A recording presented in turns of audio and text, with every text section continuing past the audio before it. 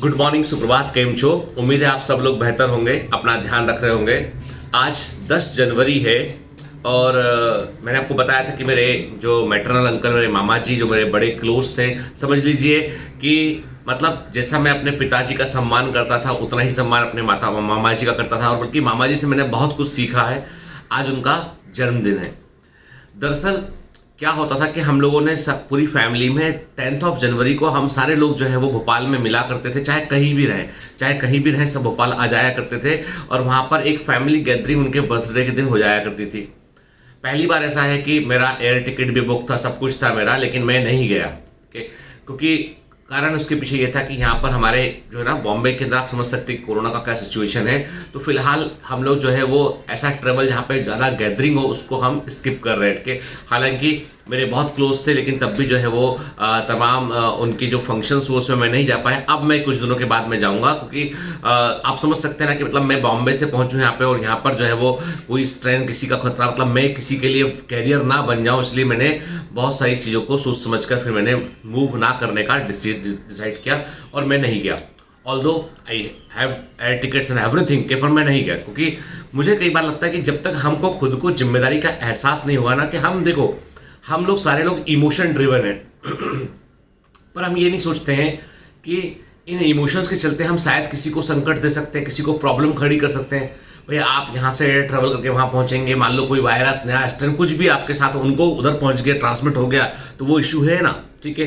तो फिलहाल क्योंकि अब इसलिए कि देखिए नॉर्मली मैं कहीं जाऊँ, मान लो कहीं जाके होटल में रुकूँ, कहीं करूँ, तो वहाँ मैं सेपरेट अकेला हूँ, बहुत कम लोगों के मैं क्लोज कांटेक्ट में रहा हूँ। लेकिन प्रॉब्लम ये है कि जब आप किसी इस तरह के फंक्शन में आते हैं तो वहाँ पे कई सारे रिलेटिव, बहुत सारे लोग होते हैं कि तो वो लोग अफेक्ट ना हो, इसलिए मैंने ये डिसाइड किया कि मैं कुछ दिनों के बाद जाऊँगा। इसका मतलब ये नहीं कि मैं अपने मामा जी से प्रेम नहीं करता था या मैं उनके दुख में शामिल नहीं हूँ। मैं बहुत दुखी हूँ, मैं शामिल हूँ, लेकिन मैं अपनी जिम्मेदारी भी समझता हूँ एक नागरिक के तौर पर। मैं सारे लोगों से ही कहता हूँ कि लोग क्या कर रहे हैं, लोग पार्टीज भी कर रहे हैं, लोग जो है मैरिज में कर रहे हैं और बड़ी संख्या में लोगों को बुला रहे हैं। लोग जो सरकारी नियम है उनको मानने से मना कर दिए। उससे प्रॉब्लम इससे ये होती है कि जब आप ऐसा करते हैं तो उससे प्रॉब्लम ये होती है कि आप सामने वाले की खुशी में शामिल नहीं हो रहे, बल्कि आप जाने अनजाने एक बड़े संकट को बढ़ा रहे हैं। तो हमको सबको जिम्मेदारी का एहसास होना चाहिए। खैर, ये तो मैं आपसे एक सामाजिक मुद्दे की बात की कि देखो बेटा, सबसे बड़ी बात लाइफ में ये है कि हम जिम्मेदार बने, अपने लिए भी, अपने समाज के लिए भी, अपने देश के लिए भी, मानवता के लिए भी। हमको रिस्पॉन्सिबल बनना पड़ेगा। हम में और एक जानवर में फ़र्क केवल इसी बात का तो है कि हम सोच समझ कर निर्णय ले सकते हैं, जानवर ऐसा नहीं कर सकता है, ठीक है ना। हमारे पास जो सेरेब्रल कॉर्टेक्स है वो हमारी सबसे बड़ी ताकत है।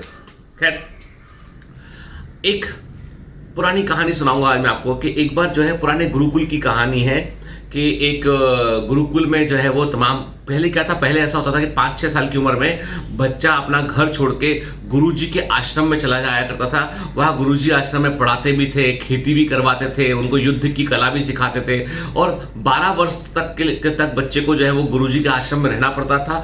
और उसके बाद बच्चा लौट के अपने माता पिता के पास आता था जब वो युवा हो जाया करता था, ताकि वो अब माता पिता का काम संभाल सके और वो समाज में अपनी जिम्मेदारी निभा सके। पहले यही सिस्टम था, तभी तो गुरु का भारत में इतना सम्मान था। भारत में गुरु का, भारत में नहीं, इवन चाइना में यही सिस्टम था। जितने भी कंट्रीज जो जहाँ पे पुराना कल्चर है, पुरानी संस्कृति, वहाँ पे यही सिस्टम था। तो जो गुरुकुल थे वो गुरु की असली महिमा, क्योंकि देखिए वो गुरु ही पेरेंट, तब माता पिता सब गुरु था। वो स्ट्रिक्ट हुआ करते थे, वो सिखाया करते थे, जीवन के रहस्य बताया करते थे। तो एक गुरुकुल में ऑलमोस्ट जैसे होता ना पासिंग आउट परेड होती है आईपीएस एकेडमी में कि भाई सब आईपीएस ने ट्रेनिंग ले लिया तो आप सबकी पासिंग आउट परेड होगी, एनडीए में होती है, नेशनल डिफेंस एकेडमी में होती है। तो ऐसे उन्होंने कहा भाई आज गुरुकुल का आखिरी दिन है, सारे बच्चे जितने भी लोग थे वहाँ पे, तो जिनको जो पास आउट हो गए उनके लिए वो आखिरी दिन है गुरुकुल में, और अब आप कल से आप अपने घर लौट जाएंगे। सारे बच्चे बहुत खुश थे, बहुत एकदम हैप्पी थे कि चलो ठीक है, इतने दिन गुरुजी के साथ रहे, गुरुजी ने बहुत कुछ सिखाया, अब अपने घर लौटेंगे, कितना मजा आएगा।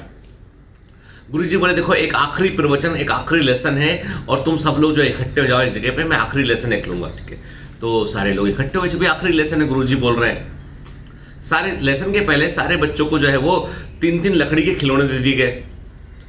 सारे जितने भी स्टूडेंट वहाँ पे थे सबको 3-3 लकड़ी के खिलौने दे दिए गए। गुरुजी टीले पे खड़े हुए, बड़े ऊंचे टीले पे खड़े हुए, और गुरुजी ने बोला आप आप लोगों को इन लकड़ी के खिलौनों में डिफरेंस ढूंढना है आपको कि क्या डिफरेंस है।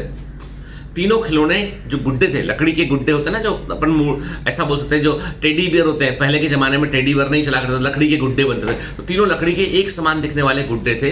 तो लोग वो ढूंढ रहे थे स्टूडेंट की क्या अंतर है, तीनों तो एक समान ही दिख रहे हैं। फिर किसी एक ने बोला अरे देखो एक के कान में छेद है। फिर जैसे उनको क्लू मिला सारे सॉल्व कर लिए। अब सब इंटेलिजेंट थे, गुरुजी ने सिखाया था तो होशियार तो होंगे ही होंगे, वो सबने ढूंढ लिया।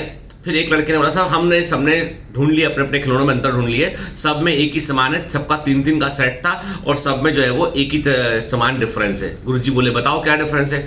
सब एक कान में छेद है और दूसरे कान में भी छेद है, मतलब एक यदि हम तार डालते हैं तो वो एक कान से डालो दूसरे कान से तार बाहर आ जाता है।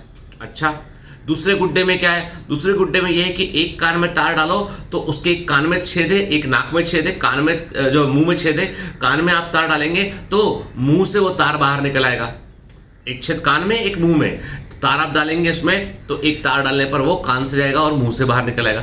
तीसरे वाले में क्या है, तीसरे वाले में आपकी एक छेद कान में है, अंदर तार डालते तो तार कहीं बाहर निकल नहीं पाता, हो फंस जाता, बाहर नहीं निकल पाता हो। अच्छा, गुरुजी बोलते हैं कि देखो बेटा आज से तुम जो है वो सामान्य दुनिया में वापस लौट रहे हो, आप अपने पारिवारिक जीवन में वापस लौट रहे हैं। आपको बहुत प्रकार के लोग मिलेंगे, बहुत प्रकार के लोगों से आपका सामना होगा। यहाँ गुरुकुल में तो लिमिटेड लोग थे, मेरा कंट्रोल था, बाहर की दुनिया पर मेरा कोई कंट्रोल नहीं है। बाहर 50 तरह के लोग मिलेंगे और इन लोगों की 3 कैटेगरी होगी। अब सारे स्टूडेंट सुनने लगे, ये जो 3 खिलौने हैं ना, ये लोगों की 3 कैटेगरी है। पहले तो वो लोग हैं जिनके आपने एक तार एक कान के छेद में डाला, दूसरे कान के छेद से वो तार बाहर निकल आया। पहले वो लोग हैं they are good for nothing, किसी काम के नहीं है आपके, ठीक है।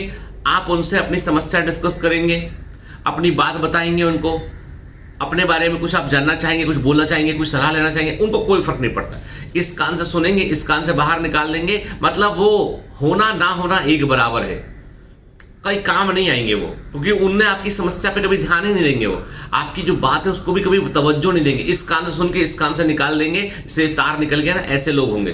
तो ये लोग काम के नहीं है, इनमें ज़्यादा समय इन्वेस्ट करने का कोई मतलब नहीं है कि इनमें आप बहुत इनके टाइम इन्वेस्ट करें, बहुत सहेज के रखें इन लोगों को, क्योंकि ये लोग किसी काम के नहीं, they are good for nothing. दूसरे वो लोग हैं जिनसे आप अपनी समस्या बोलेंगे, अपनी कोई बात बोलेंगे, कोई राज की बात बताएंगे, कुछ बताएंगे, वो कान से सुनेंगे, मुंह से बाहर निकाल देंगे। तार देखा था, कान में डाला आपने, मुंह से तार बाहर निकला।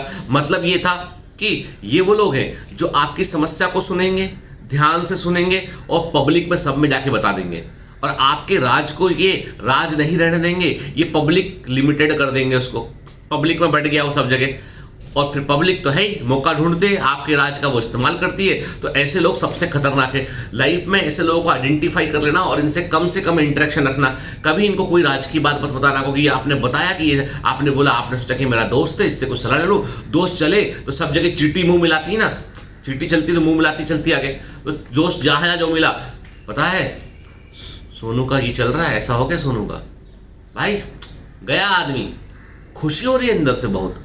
सोनू बेचारा टेंशन में सोचा कि सोनू ने बोला कि बंटी को बता दे, बंटी मेरा दोस्त है। और बंटी जो है मोहल्ले के हर बच्चे हर आंटी को बता के आ गया कि सोनू का ऐसा है। अगले दिन सोनू बाहर निकले तो हर आदमी उसको दया की नज़र से देख रहा है कि सोनू बेटा तुम तो गए, ठीक है। तो ऐसे लोगों से बच के रहना, ठीक है, कि कान में तार डाला मुंह से बाहर निकल गया, ऐसे लोगों से बच के रहना। तीसरे वो लोग होते हैं जिनके कान में आपने तार डाला और वो बाहर नहीं निकला, अंदर ही रह गया। तीसरे वो आपके दोस्त हैं, वो ऐसे लोग हैं जिनको आपने कोई समस्या को बतलाया, उन्होंने समस्या को सुना, समझा, लेकिन किसी को बाहर बताया नहीं। ऐसे लोग आपके असली राजदार होते हैं और बहुत कम मिलेंगे, बहुत कम लोग ऐसे मिलेंगे जो आपकी समस्या को सुनेंगे, अपने तक रखेंगे, किसी को बताएंगे नहीं। क्योंकि और ये वो लोग हैं जिनको तुमको सहेज के रखना है, ये वो लोग हैं जो तुमसे वास्तव में कंसर्न है, जिनको तुमसे मतलब है, ये वो लोग हैं।